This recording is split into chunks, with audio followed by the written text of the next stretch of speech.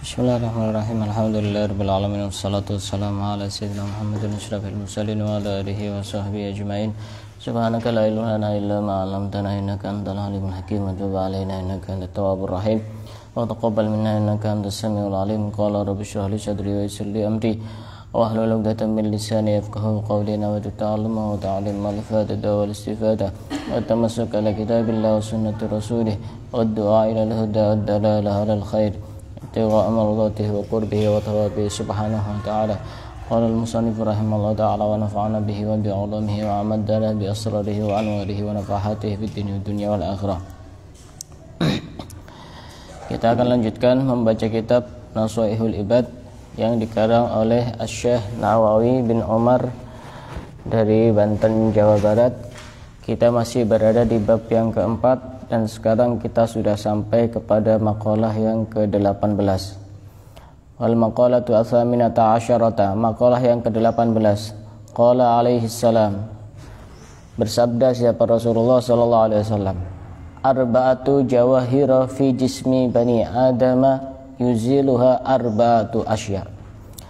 Ada 4 mutiara di dalam diri manusia yang akan hilang disebabkan karena 4 hal. Ini 4 mutiara yang sangat berharga yang ada di dalam jiwa kita, yang ada di dalam diri kita. Jika 4 hal ini sudah hilang, maka apalagi yang bisa kita banggakan dari diri kita sendiri. Amal jawahiru fal aqlu wad dinu wal haya'u wal amalus shalih. Ada 4 mutiara yang berharga dari diri kita. Pertama, akal. Kalau orang sudah tidak punya akal, ada tidak yang berharga? Tidak ada. Yang kedua, wad-dinu, agama. Orang tidak punya agama, apalagi yang mau dia bawa di hadapan Allah kalau tidak punya agama? Artinya tidak punya agama di sini bisa jadi dia memang tidak punya agama Islam, atau dia beragama Islam tapi tidak mencerminkan agama Islam. Yang ketiga, al-haya. Apa al-haya? Malu. Kalau orang sudah tidak punya rasa malu, apalagi yang mau dibanggakan dari jiwanya? Tidak ada. Wal amalu sholih, dan amal soleh, amal kebajikan, amal kebaikan. Maka keempat hal yang sangat berharga tersebut bisa hilang disebabkan 4 hal. Apa 4 hal itu? Yang pertama, yang bisa menghilangkan akal. Apa yang bisa menghilangkan akal? Fal ghadabu yuzilul aqla. Marah itu bisa menghilangkan akal. Apakah orang itu tidak boleh marah? Ya boleh. Karena memang marah itu adalah sifat bawaan manusia. Justru ketika ada orang tidak bisa marah, itu perlu ditanyakan kemanusiaannya. Ya memang marah itu sifat bawaan manusia. Ya sesabar apapun bisa marah. Tidak mungkin tidak bisa marah. Kalau misalnya ada orang tidak bisa marah, ini perlu tanda tanya, ini dia manusia apa bukan gitu. Kok tidak bisa marah? Karena manusia itu ya sifat bawaannya bisa marah. Dan kita bukan berarti disuruh menghilangkan sifat marah, tapi disuruh untuk mengontrol kemarahan. Karenanya di dalam Al-Quran disebutkan wal kadhiminal ghaidho. Artinya apa? Orang yang menahan kemarahannya, bukan orang yang menghilangkan kemarahan. Karena sifat marah itu tidak bisa dihilangkan. Artinya tugas kita itu adalah mengontrol pada saat kita emosi, pada saat kita marah itu bagaimana sikap kita. Karena marah itu bisa menghilangkan akal. Apa itu akal? Nurun fil qalbi yu'rafu bil haqq wal batil, yaitu sebuah cahaya yang dititipkan oleh Allah di dalam hati, yang dengan cahaya itu kita bisa mengerti mana yang hak dan mana yang batil. Marah ini sangat berbahaya. Dan salah satu cara agar kita itu ketika sedang marah bisa cepat reda, itu ada beberapa cara. Jadi manusia itu dalam bab marah itu ada bermacam-macam. Ya, kita termasuk jenis yang mana? Ada orang itu yang gampang marah tapi cepat reda marahnya. Ada ya? Ada. Ada tipe kedua, orang itu gampang marah, kemudian sekali marah lama banget tidak selesai-selesai. Padahal permasalahan sudah selesai, tetap terus tidak selesai-selesai. Ini tipe kedua. Ada tipe ketiga, orang itu susah marah. Artinya ya susah marah itu ya, dibuat marah itu susah.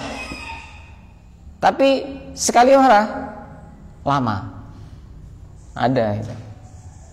Yang keempat, orang itu susah marah tapi sekali marah juga gampang dilupakan. Ini yang tingkatan terbaik ini. Dia itu tidak gampang marah. Kalau sudah marah ya sudah selesai. Saya kan pernah cerita, ada orang Cina waktu itu kan saya diundang peresmian pembukaan toko di sini di Mezuki. Dia itu cerita, saya itu tipe orang yang kalau ada masalah itu waktu itu selesai sudah selesai, tidak mungkin saya simpan. Saya itu pengen tidur enak, pengen tidur nyenyak, pengen makan enak, tidak menyimpan kebencian, tidak menyimpan kemarahan kepada orang lain. Itu bukan agama kita bisa menerapkan seperti itu. Mestinya kita harus malu. Masa marah dalam hal urusan kecil sampai berlarut-larut? Apa kita tidak kasihan kepada hati kita sendiri? Kita sebenarnya kita itu tidak bahagia bukan karena apa? Karena kita tidak mengasihi hati kita sendiri. Orang marah, orang menyimpan kebencian, kemana-mana dunia ini seakan-akan sempit. Nanti ketemu sama dia, ya karena hatimu dipenuhi dengan kebencian. Coba santai-santai saja, sudah lupakan, selesai ya sudah selesai. Kan enak, kemana-mana itu enak, karena hatinya itu enak. Jadi sebenarnya orang itu bahagia atau tidak itu bukan karena apa yang dia miliki, tapi apa yang dia rasakan di dalam hati itu yang paling berharga. Maka marah ini bisa menghilangkan akal, artinya akalnya itu tidak sehat. Makanya ketika marah itu jangan sampai melakukan sesuatu karena bisa membahayakan. Apalagi keputusan yang diambil pada saat marah itu pasti merugikan. Jangan sampai mengambil sikap ketika marah. Jangan sampai mengambil keputusan. Dan bahkan bisa sebuah hubungan rumah tangga bisa berantakan disebabkan karena marah. Langsung ngomong seenaknya. Sudah, mulai sekarang kamu saya cerai, kamu saya talak 3. Jatuh. Saya ingatkan, mumpung ini belum menikah ya, kata talak itu jangan buat main-main. Karena kata talak baik diucapkan dalam kondisi sadar, kondisi marah, kondisi bergurau, semuanya jatuh. Tidak bisa buat main-main. Misalkan ya, kamu saya talak 3 tapi bohong, misalnya seperti itu. Tidak bisa. Talak tidak bisa buat main-main. Tidak bisa. Jangan buat main-main talak. Kata-kata talak atau cerai jangan buat main-main.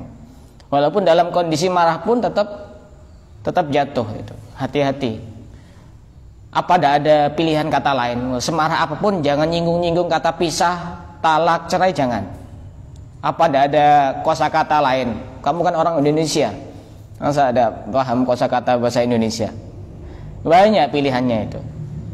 Nah, ketika kita sedang marah, apa yang harus kita lakukan untuk meredakan kemarahan kita?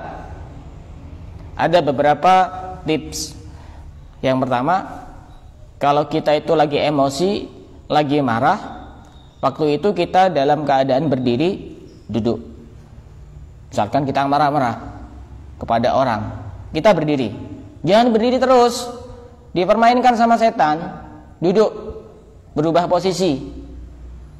Itu biasanya urat-uratnya itu berubah. Yang asalnya berdiri, kadang-kadang kalau dilanjutkan berdiri tambah lebih parah lagi itu, sambil begini, kok kurang ajar misalnya, karena berdiri terus. Nah, kalau lagi berdiri duduk, kalau lagi duduk gimana? Tidur. Kalau lagi duduk itu tidur miring, seperti orang mau tidur itu, tidur miring, bukan tidur berbaring, bukan. Tidur kepala di sebelah utara, kaki di sebelah selatan, miring. Atau pas lagi marah itu dia sedang ngomong, diam, dituruti terus ngomong, ya tambah kayak ini apa, reporter.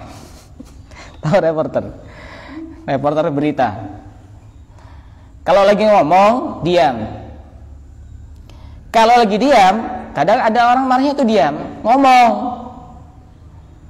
Itu insya Allah akan berubah, akan reda itu.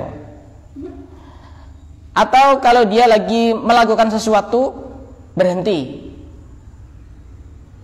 Misalkan marah, pas lagi apa, mukul-mukul apa gitu, memperbaiki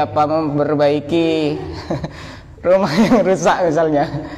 Ada paku, ini dipukul-pukul pakai palu, marah diteruskan, hati-hati, takutnya yang dipukul itu tangannya, untung bukan kepalanya yang dipukul.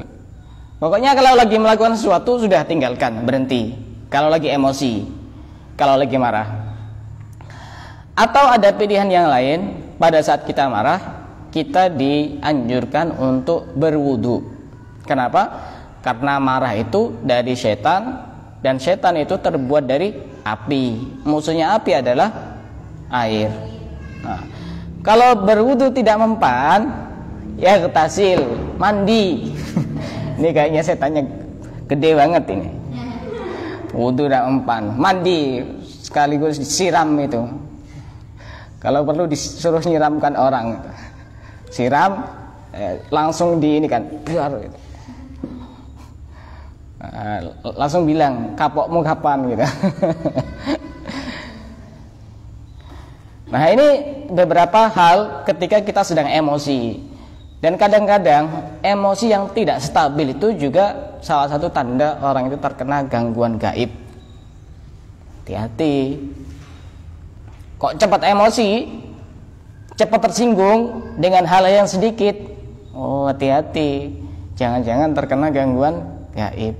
Kadang-kadang ada jin yang ngikuti, kadang-kadang ada yang nempel, dan bahkan ada yang masuk. Kalau marahnya itu berlebihan, apa ya istilahnya, temperamen ya.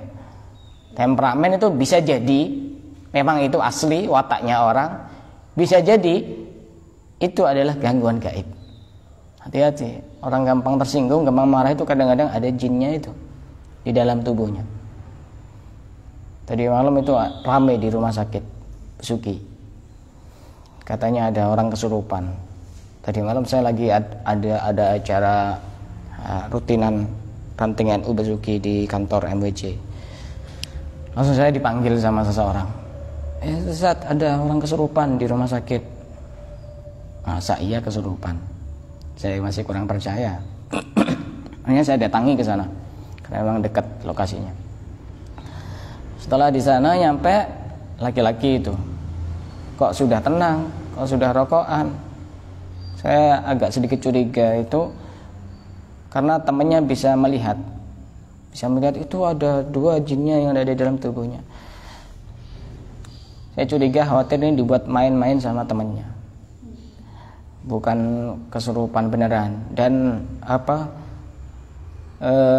menangani orang kesurupan di tempat umum itu kurang bagus, apalagi di tempat-tempat yang terindikasi banyak makhluk-makhluk lain, itu khawatir banyak yang masuk. Ini yang pertama. Yang kedua, biasanya jin yang masuk itu tambah sombong, tidak mau keluar, itu biasanya menjatuhkan orang yang menangani itu. Oh, kamu tidak kira bakal bisa mengeluarkan, karena dilihat orang itu, menjatuhkan itu. Biasanya sombong itu, walaupun sudah kepanasan tidak mau keluar biasanya. Tidak maksimal kalau menangani di tempat umum itu, butuh di tempat khusus yang tidak banyak dilihat orang gitu. Nah, ini pertama. Yang bisa menghilangkan akal adalah sifat marah. Dan marah ini bisa menghilangkan dan bisa merusak iman juga. Pernah suatu ketika Rasulullah berpesan kepada Muawiyah, "Ya Muawiyah, iyyaka wal ghadab." Jauhilah marah. Fa innal ghadaba yufsidul iman kama yufsidul as-sibra al-asala. Karena sesungguhnya marah itu bisa merusak iman sebagaimana buah butrawali, tahu butrawali, buah yang sangat pahit rasanya, itu bisa merusak madu. Ya, anggap saja hal yang pahit dicampur dengan madu. Kira-kira rasa manisnya madu itu masih ada kan enggak? Enggak ada. Bisa kalah dengan hal yang pahit itu. Sama juga iman seperti itu. Kalau orang gampang marah, imannya itu bisa rusak. Ini yang pertama. Yang kedua, apa yang kedua tadi? Ad-din, ya, agama. Apa yang bisa menghilangkan dan merusak agama? Wal hasadu yuzilud dina. Sifat iri itu bisa menghilangkan agama. Apa itu hasad? Iri itu apa? Tamanni zawalin ni'matil ghairi. Kita berharap kenikmatan yang ada pada diri orang lain itu hilang. Itu hasad. Sifat hasad ini sangat berbahaya. Karenanya di dalam surat Al-Falaq kita diperintahkan oleh Allah untuk berlindung dari keburukan orang-orang yang hasad. Wa min syarri hasidin idza hasad. Allah itu memerintahkan kita untuk berlindung dari keburukan setan. Kenapa? Karena setan membahayakan. Ternyata di dalam kesempatan yang lain Allah juga memerintahkan kita untuk berlindung dari keburukan orang yang hasad. Kenapa? Karena orang yang hasad itu juga membahayakan. Kasus-kasus sihir, ya, karena saya sering mengalami dan menangani. Kasus-kasus sihir itu rata-rata motifnya itu sama. Iri. Ada kemarin saya lihat di YouTube itu ada penyanyi kalah saing, kalah naik daun, main santet. Ada tetangganya kaya, dia tidak senang santet. Jadi orang terkena sihir itu tidak usah tanya salah saya apa. Orang itu kalau sudah iri tidak perlu cari alasan. Walaupun orangnya dia itu baik, ya namanya orang iri, tidak usah cari alasan. Makanya iri itu sangat berbahaya sekali. Dan bahkan permusuhan apapun itu bisa diselesaikan ketika motifnya tidak iri. Tapi kalau motifnya itu iri, susah untuk selesai itu permusuhan itu. Kalau motifnya itu iri, hasad, susah untuk selesai. Karena dalam sebuah syair disebutkan, ala kulli man batali hasidan, katakan kepada orang yang iri kepadaku, kata sebuah penyair, pujangga, sastrawan. Atadri alaman asa'tal adab, apakah kamu tahu? Ini misalkan saya ngomong kepada seseorang, katakan kepada orang yang iri kepadaku, apakah kamu tahu kepada siapa kamu tidak beradab? Asa'ta'alallahi fi fi'lih, kamu sebenarnya tidak beradab kepada Allah. Idza anta lam tardo lima wahab, jika engkau tidak ridho terhadap apa yang sudah diberikan Allah kepadaku. Misalkan begini, saya diberikan kekayaan, yang memberikan kekayaan saya siapa? Allah kan. Kemudian ada orang tidak suka, itu sebenarnya orang itu tidak suka sama Allah, bukan tidak suka sama saya. Karena apa yang saya miliki itu adalah dari Allah. Karenanya Imam Haddad di dalam kitabnya Adabus Sulukil Murid, beliau menjelaskan bahwasanya orang yang iri itu sama dengan dia menentang kepada Allah, ngelawan Allah. Seakan-akan dia bilang begini, ya Allah, kau ini mestinya salah, mestinya diberikan kepadaku, kenapa kok diberikan kepada dia? Jadi seakan-akan dia yang ngerti, dia yang ngatur. Allah itu tidak tahu Allah itu siapa. Padahal juga disebutkan oleh Imam Haddad di dalam qasidahnya, anta wal khalaik kulluhum abid. Kamu dan semua makhluk itu semuanya hamba. Namanya hamba ya sudah tunduk pada perintah majikannya, tuannya. Kita semuanya hamba. Wal ilahu fina yaf'al ma yurid. Allah ya terserah, mau apa terserah.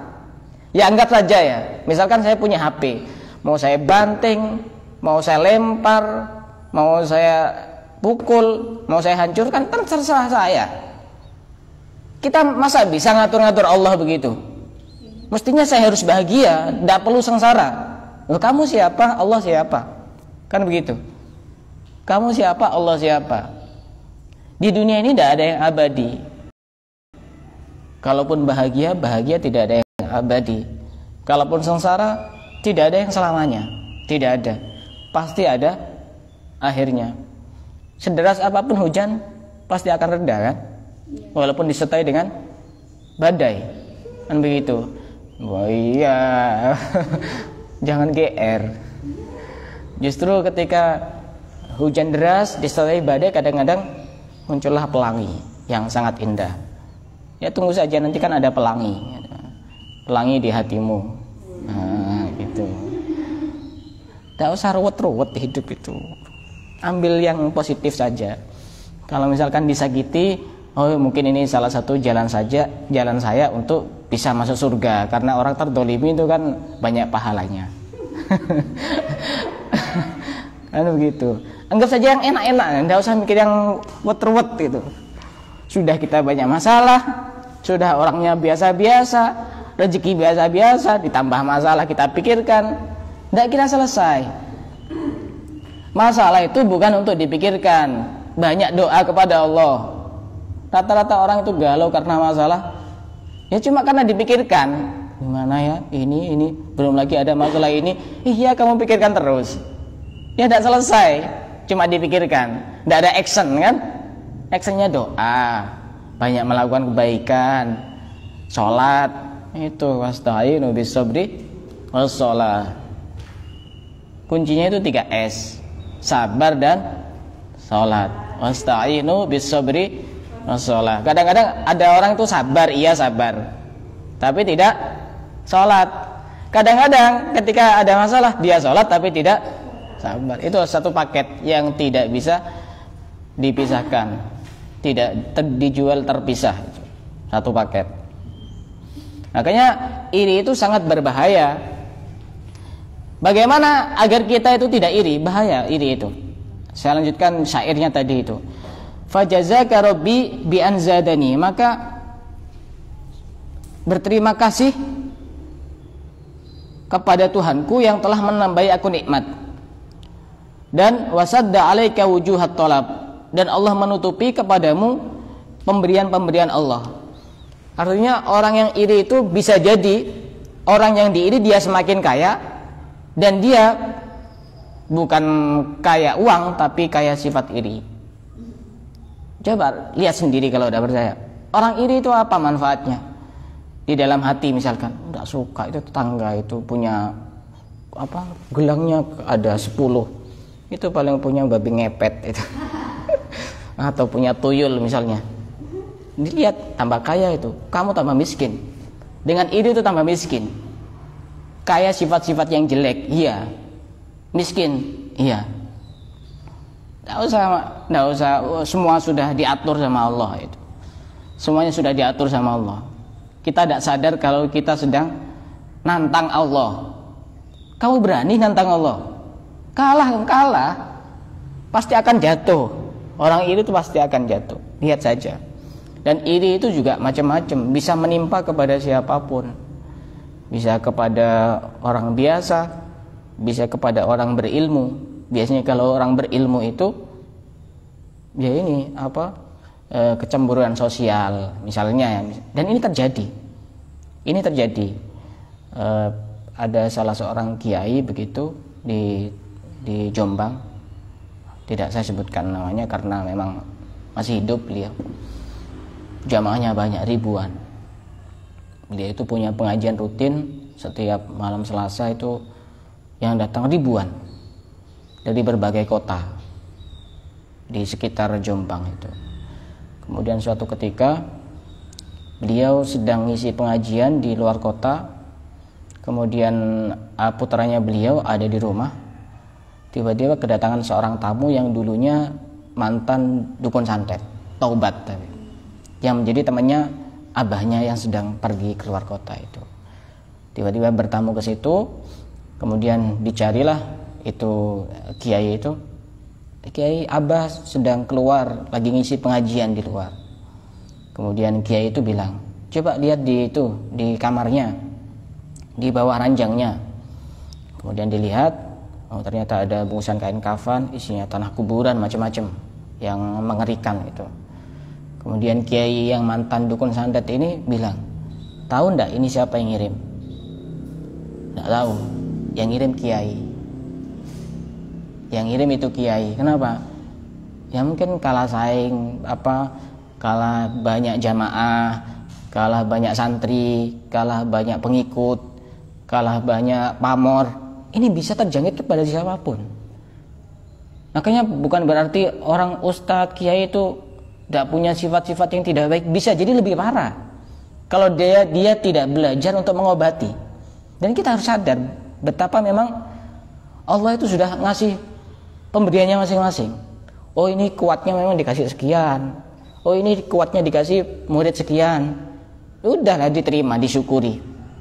Bisa jadi kalau misalkan punya murid banyak, dia tidak kuat untuk ikhlas, oh karena mengharapkan apa-apa dari pengikutnya, dari jamaahnya, dari muridnya. Sudah, semua itu sudah diatur sama Allah. Dan untuk menghilangkan sifat hasad, ini perlu belajar kita itu, belajar. Misalkan kita tidak suka sama orang lain yang motifnya itu iri, pertama kita doakan orang itu. Misalnya, ya Allah, sebagaimana dia diberikan rizki, sebagaimana dia diberikan kebahagiaan, berikan aku juga kebahagiaan. Atau ya Allah, sehatkanlah dia, ya Allah, berilah panjang umur dia. Doakan saja. Nanti lama-kelamaan akan semakin menipis itu sifat iri kepada orang lain. Doakan. Kalau ketemu, puji, tapi bukan pura-pura, beneran.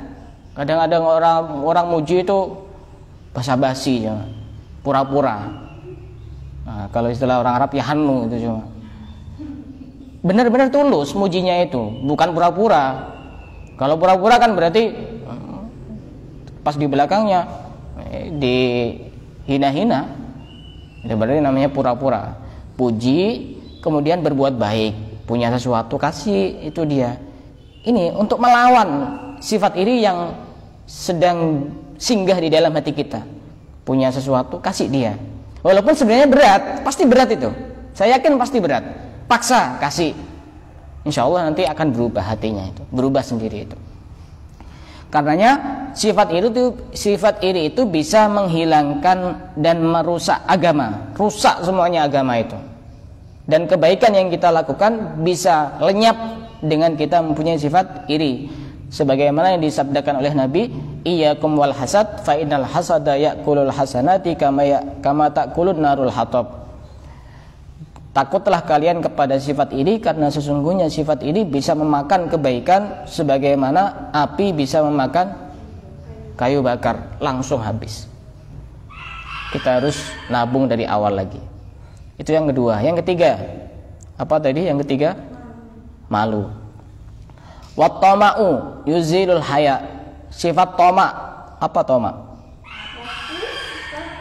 Rakus itu bahasa kasarnya. Kalau agak lebih halus, suka berharap dari orang lain. Apa ya? Sok pede, sok dekat gitu. Kalau dalam istilahnya kaum laki-laki itu suka join rokok. Walaupun saya tidak ngerokok. Saya itu tipe orang yang tidak merokok, tapi tidak pernah melarang orang lain untuk berhenti merokok. Kadang-kadang saya di dalam satu komunitas, kanan kiri depan belakang semuanya ngerokok, saya di situ, saya menjaga hati mereka, saya tidak pindah dari situ. Walaupun sebenarnya saya itu merasa tersakiti dan terdolimi, tapi takut perasaan. Saya paling tidak suka. Saya tidak pernah melarang dia untuk berhenti merokok, Pas dia memaksakan saya, kenapa kamu kok tidak merokok? Kalau tidak merokok itu bukan laki-laki. Ukuran dari mana? Laki-laki dan tidak dilihat dari merokok atau tidak itu. Ukuran dari mana? Rumus dari mana? Justru laki-laki yang sejati ya, dia yang lurus melakukan kebaikan ikhlas. Itu laki-laki yang sejati, bukan urusan rokok dan tidak rokok. Tapi lagi-lagi saya tidak sangat menghormati sekali. Karena ulama-ulama kita juga memang ada yang merokok, ada yang tidak merokok. Dan saya tidak pernah. Tapi kalau di majelis saya, misalkan di dalam acara saya, waktu pembacaan maulid, saya larang untuk merokok. Pembacaan maulid ya, kalau sebelum atau setelahnya silahkan, karena itu haknya masing-masing. Itu.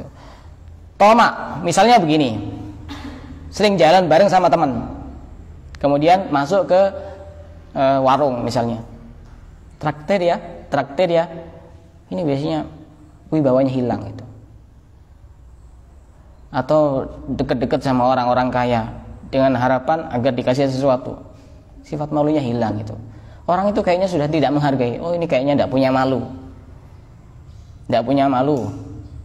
Kadang-kadang orang itu karena saking lugunya, tidak paham pemakaian istilah bahasa Indonesia, oh, orang ini tidak punya kemaluan.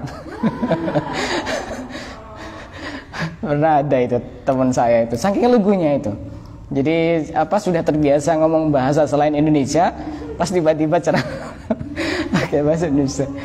Oh, orang ini tidak punya kemaluan, atau memperbesar kemaluan, ya, lain lagi. Coba lihat orang yang sok dekat, sok apa, karena berharap ingin sesuatu, hilang rasa malunya. Betul itu.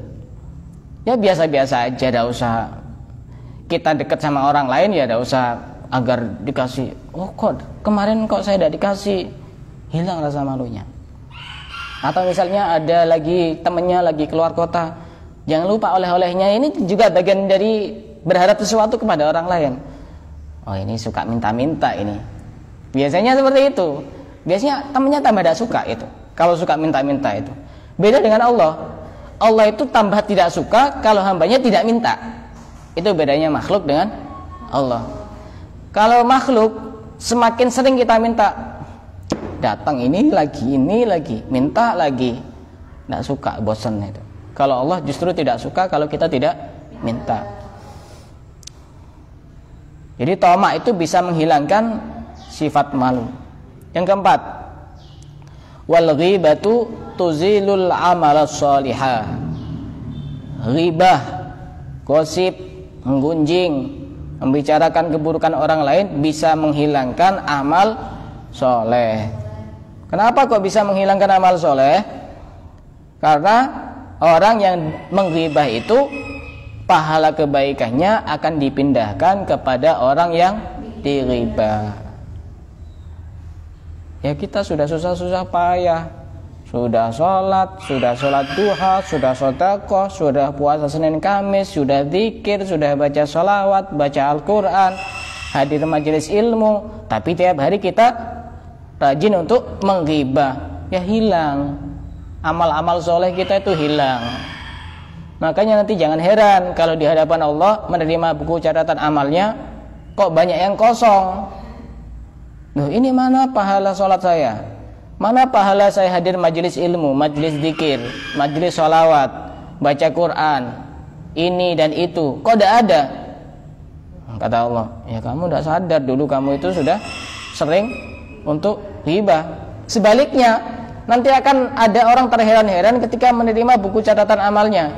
Oh, ini kok ada pahala haji ya? Ada pahala sedekah sampai 1 miliar. Saya kan tidak pernah ini melakukan ini semua. Apa salah ini bukunya ini? Ya tidak mungkin salah dulu. Tidak mungkin salah malaikat. Gimana? Itu adalah pemberian dari orang yang suka ghibah kepada. Makanya tidak usah pusing-pusing digibah sama orang. Alhamdulillah, pahala datang sendiri tanpa harus mencari. Itu loh. Tidak usah susah-susah. Salah saya apa ya kok tidak disukai sama dia? Banyak salah kamu itu. Dikira tidak punya salah. Makanya ghibah itu bisa menghilangkan amal soleh. Ghibah itu apa?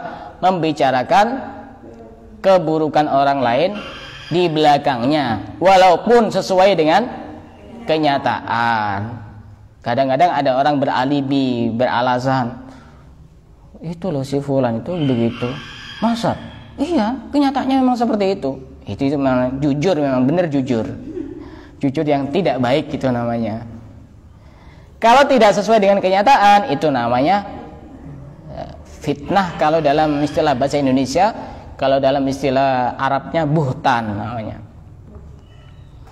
Kalau misalkan kadang ada juga ada orang itu, mumpung ada orangnya biar tidak ghibah. Itu bukan, memang tidak ghibah, tapi namanya syatmun, itu mencela. Mumpung ada orangnya, iya benar kamu tidak ghibah, benar kamu tidak fitnah, tapi itu namanya syatmun, itu namanya mencela, ngata-ngatain orang gitu. Ya kan tidak tahu hatinya orang itu. Dia memang senyum-senyum, tapi bisa jadi hatinya itu terluka.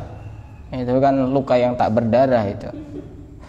Makanya sama-sama tidak boleh, walaupun itu bukan ghibah, tapi masuk kepada perbuatan yang lain yang juga sama-sama dosa. Saya ulang kembali.